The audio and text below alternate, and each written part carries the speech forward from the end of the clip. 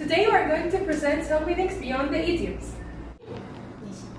What do you mean by put the cart before the horse?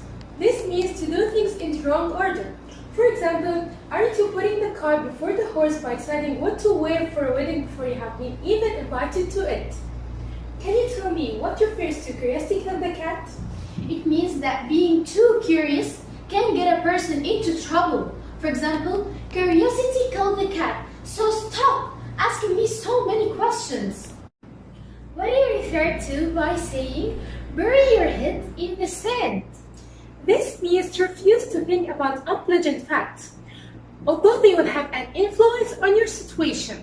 For example, you have got to face facts here. You can't just bury your head in the sand.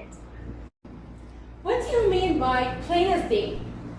When you say about something that it's plain as day, you mean that it's very obvious, it's clear. For example, it's plain as day that he's the one who stole her purse. What do you mean by the darkest hour is just before the dawn? This means that the worst part of an experience or a period usually happens just before things get better. For example, when I was lost in a depression, friends tried to remind me that the darkest hour is just before the dawn. Can you tell me what do you mean by gut feeling? It means that you're being certain about something without knowing why. For example, I have a gut feeling that I shouldn't go there. What do you mean by butterflies in my stomach? This means to feel very nervous, especially on something you're going to do. For example, I always have butterflies in my stomach before an exam. Can you tell me what do you mean by keep your nose clean?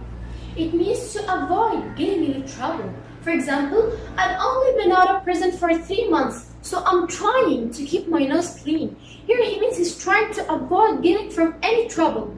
And now, can you tell me, what do you mean by eat like a horse?